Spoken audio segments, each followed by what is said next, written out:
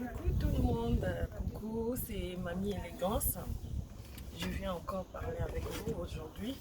Aujourd'hui, je vais parler d'une émission pour les enfants en fait. Donc, on va parler un peu des enfants parce que on ne peut pas continuer comme ça. Il faut qu'on parle un peu pour les enfants parce que on est à venir na biso ya lobby. Donc Mamie Élégance de l'eau aillé pour parler sur les études des enfants en Europe. Bana na biso à la poto, pourquoi ils continuent pas leurs études après leur bac. Majorité, je dis pas tout le monde, donc majorité de nos enfants ici en Europe, ils continuent pas leurs études pour continuer à aller faire des doctorats, continuer les masters, tout, c'est pas tout le monde qui le fait. Tandis que ici en Europe, nos enfants, ils ont la facilité de continuer leurs études même jusqu'à master, même jusqu'à être doctorat et tout comme ça. Mais et il se limite que dans le bac en fait. C'est pour ça que j'ai pensé et je voulais parler aujourd'hui pour ça, pour réveiller un peu les parents, pour que les parents puissent pousser leurs enfants à aller un peu loin. Même si toi, les papas, t'as pas fait les études supérieures, il faut aider les enfants à aller et à faire plus que ce que toi, t'as pas fait. Donc, il faut vraiment encourager les enfants. Encourager les enfants, donner l'espoir aux enfants, donner la force aux enfants de continuer leurs études et de faire leurs études pour aller vers loin. C'est pour nous. C'est l'avantage, ça sera l'avantage pour nous. Si un jour on te dit ton enfant il a fait master, il est doctorat, il a fait des études un peu supérieures, que toi, la maman, t'as pas fait. Tu ne vois pas que c'est un avantage parce qu'ici en Europe, si les enfants ils finissent leur bac, ils ont la chance d'avoir la bourse. Ils ont la chance d'avoir la bourse. Mais pourquoi ils ne continuent pas avec cette bourse-là? Pourquoi ils ne continuent pas? Donc, ils se limitent qu'avec les bacs. Et ce qui n'est pas bien, ce qui n'est pas bien, ce qui n'est pas bien pour nos enfants, et nous en tant que parents, et moi aussi, je suis là pour mes émissions changement de mentalité et je vais parler sur ça. En passant, je n'ai pas encore fini à parler sur ça et c'est juste le début et je voulais aussi saluer mes potes à moi, mes grands frères, mes tontons et tout, je vais les saluer et puis on va continuer notre débat des études des enfants ici en Europe. Je salue Colonel Edi Mukuna, les colonels, c'est lui qui contrôle la centre-ville de Kinshasa. Je te salue en passant. Colonel Edi Mukuna, je te salue de la part de Mamie Élégance. Je te salue, je salue Jos Mena, mon vieux. Hein? Lui-même, le vieux, c'est lui qui contrôle les paris. Jos Mena, Paul Mokandi, mon ami d'enfance, je te salue. Je salue ma mini pour ma copine à moi. À vous, c'est une association, je salue Fille de Grâce, Cathy, je te salue. Je salue aussi Platini, Itélé, à Maroc, je te salue. Je salue aussi ma belle Titi Mafuta, je te salue. Je te salue, je te salue, je salue encore Evelyne Desmayer, ma copine Evelyne Desmayer, je te salue. C'est votre émission, aimez, partagez. C'est votre émission, je salue ma famille Facebook, ma famille YouTube, c'est vous. Je suis là pour vous, donc aimez mes émissions, partagez, commentez. Donc pour que je puisse avoir beaucoup des abonnés, il y aura quelqu'un qui sera touché par mes émissions et ça sera mondialisé partout et c'est bien pour vous et pour moi aussi. Je suis très content de vous avoir comme mes abonnés et vous serez jamais déçus à mes émissions. Yango tozolobela pona ba étude ya bana na biso awa na poto. Pona ba étude ya bana biso atake ba parents tosala nini sikoyo na makambo oyo ndenge bana na biso bazolinga su kokontinue betide na bango te baolingaka omona bazwi diplôme paf babandi bacoopération paf babandi bavie ya koluka mbongo misala normal ozomona baoluka kosala bamakambo oyo teke biso tozosatendre mpo bango basala neti bakoma un jour bato minene parce que baza na avantage awa na mboka na biso ozomona biso atanke baparent mosala na biso ezali nini mosala na biso ezali mpona koede babana na biso kopuse bango mpo un jour lobi na bango ezala meilleur biso atanke baparent objectif na biso eza nde yango wana ozomona tokoki kotika kaka te toboti bana basisi diplôme après babandi na bango misala bakombozwa basalaire normal kaka boye bakokontinue betide mosusu te bakokontinue bamaster te tandis ke baa na facilité mpo baa na bourse a na poto ozomona siko eloko vraiment etrahir bana na biso eza internet na entourage ozomona internet ndenge eza wana esi ekoti nango bato nyonso tu bakomi na bango android kaka moye bana na biso batanga beklase bien ndenge tobandaki kopense kala eza lisusu te bana bakomi kaka kovivre na internet na baandroid bazopense lisusu te ndenge tobanda kokanisa mosusu non mwana nga kozala ata docteur mwana nga kozala ata avocat mwana nga kozala ata boye ezozala lisusu te seki étonnant ozomona ana poto toza na facilité ke bana na biso ana poto bakoma bato minene mais ezosimba kaka te ezosimba te mpona nini okomona msu na babiro tokenda na babiro omona majorité omonaka baétranger baafricain baza mingi te so baza msu sur 10 mosu 2 to 3 ozomona tokoti kaka na bamisala moko ya bongo tolingi kosala baformation te tandis que toza na avantage toza na nini nyonso na bakapasité nyonso ya kosala yango mais bato mingi baolinga kosala yango te bana mingi baolinga yango kosala yango te okaka mso bafootballer okaka donc bana bakotika na makambo boye ezolekelanga nga mope ara na poto ozomona mwana vraiment potanga aresone vraiment akomata avocate akomata nini akomata eloko mosusu akomata directeur akomata docteur bana biso bazosuka kaka limité parce que entourage ezotrahir bana na biso makasi yango biso baparent toveille na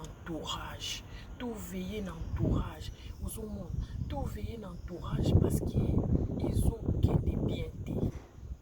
ezokende bien te yango ngai en tant que naza wana mpona changement de mentalité eza mpona kolobela avenir ya bana na biso tomeka mpe kopuse kosolola na bana mpo bana bakoka kosala eloko moko ya bien mpona société na biso ozomona eza kaka te bana so basilisi classe bakomosala misala mo normal kotekala baboutique kosala bamaquillage kosala mais non toboyi te ana poto tout ça donne l'argent mais nga na oloba par rapport que tomeka nanu mosusu mpe so tomeki biso mo mpe baparent topousse bango mpo basala eloko moko boye neti plus ke oyo bango bazo-envisage. omona te ke ekozala bien, ekozala vraiment ke biso moto ana poto awa bana na biso bakomi mpe lelo bato minene ozomona parce que bana na biso oyo tobota awa na poto. Pourquoi pas bakoma ba président de la République? Pourquoi pas bakoma ba ministre? Pourquoi pas? Pourquoi pas bakoma ba président de la République? Pourquoi pas bakoma ba ministre? Pourquoi pas bakoma ba docteur? Pourquoi pas bakoma ba oyo lelo mokili koloba mwana ana tanga na moto lelo koma boye. Ozomona lelo andoye de bebisi makambo, andoye de bebisi makambo, bakamarades bana na biso bazozwa na baandroid bazomema bango na vie kaka mingi ya bacoopération. Je n'ai pas dit tout le monde, mais la majorité ezokende kaka na coopération. Ozomona omona mwana azwi diplôme paf avandi na ye, mwana azwi diplôme avandi, mwana azwi diplôme atiki atsali azosala azocontinue susu te. Tandis que à la poto tout est possible pour les enfants. Les amis, nazosenga na bino baparents surtout botelemela na côté wana baparents bozwa temps kosolola na bana, baparents bozwaka temps ya kopartage ya kosololaka na bana, kosolola na bana ezaka te oh mana tobimi donc somi ya bino bilamba non. Kosolola na bana eza koyebisa mwana vie, kolakisa mwana lobi na ye akozala esu na yo te, lobi na ye akozala responsable, lobi na ye akozala mutu mosusu. Il faut apprendre ye nafingi te na joli te mais ngai par rapport au nazo par rapport à expérience bana mingi bakola na poto baza penza baza nabenga olokwa zololo baza zololo sikoyo yango eloko na azoboya baza vraiment baza aptité, baza trop faible d'esprit, baza facile à manipuler, baza penza esprit makasi te.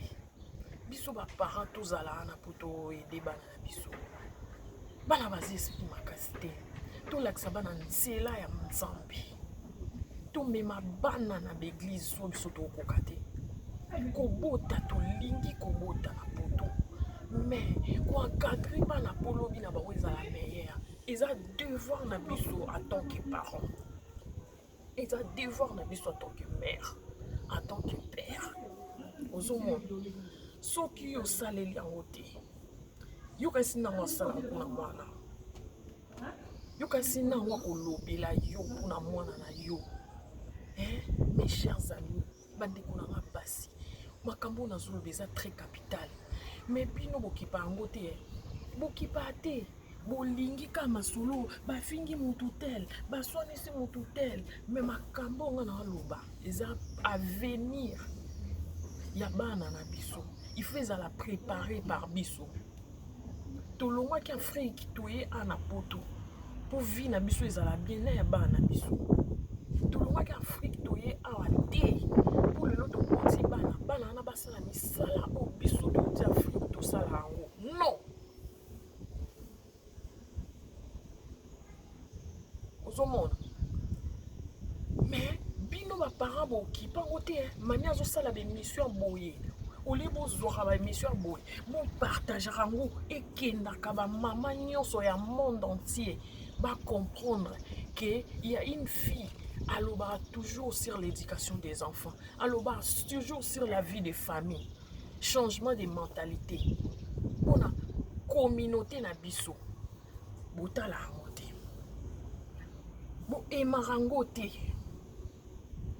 bozaka soki émission moko boye moto abi te natanga kombo peut-être Karine Mokonde, natanga kombo Grace Mbizi, to natanga kombo ya motu boy natanga kombo wana nde botondi polémique émission oyo oyo réveiller biso ba parents oyo okena sur l'église pour oyo kango fo bateya yo et pas pasteur mais ndeko na mwasi an expérience nango azo bimisango po yo oyoka o partager o solola na bandeko basi bandeko mibali ke non bokende na chaîne wana ya Mami Élégance bo s'abonner moi mwasi wana aloba makambo na éducation ya bana boke bo panza sango wana te bo panza sango wana te mais un jour vous comprendre que non, ce que je parle, c'est vraiment pour la société, c'est vraiment pour la famille.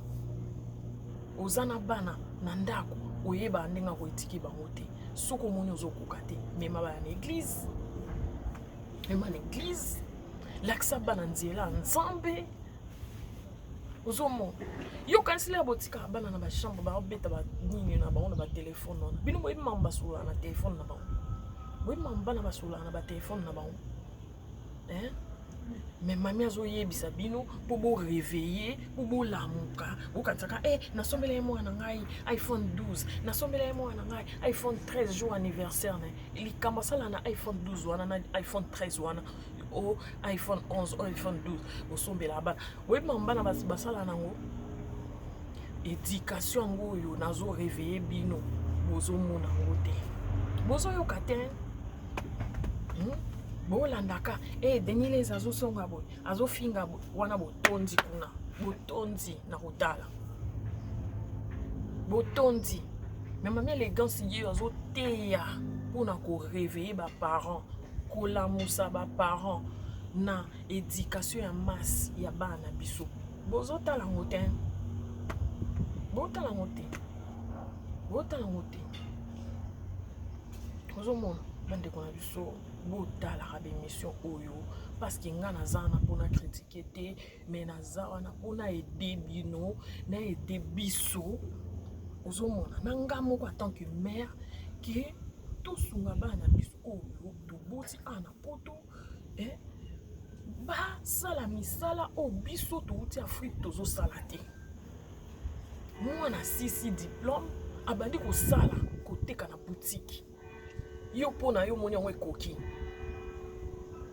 moi na 6 diplôme na poto olio yebisa continuer te moi na komi oteka na boutique moi na komi ménage moi na poto abotami awa asa ménage est-ce que ça va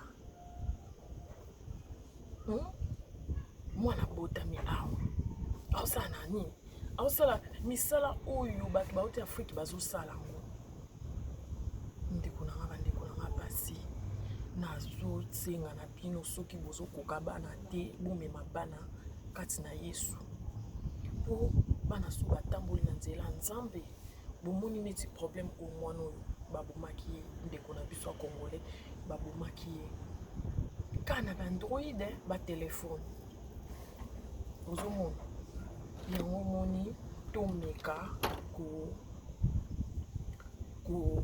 kosunga bana na biso tomeka koteya bana na biso kolakisa bango nzela ya nzambe parce que so biso tolakisi bana biso nzela ya nzambe nzambe akosunga a partir na biso na baconseil oyo topesa bana na biso omona lobi ya bana na biso eza la meilleure ozomona bana biso bana posa na biso bana posa na biso kaka mpona bakado ya minene te bana posa na biso na bakado oyo tozopesa bango mpe toyede bango mpo lobi na bango eza la meilleure bandeko na nga na suki awa mpo nalingi bino mingi nazoloba ngo mpona tosunga bana na biso nazoloba ngo mpo tosunga lobi ya bana na biso bana na biso oyo toboti awa bakoki kosala misala oyo biso touti Afrique tozosala ngo te lobi na bana na biso ife ezala meilleure bana biso bakomata baentrepreneur bakomata baavocat bakomata bato minene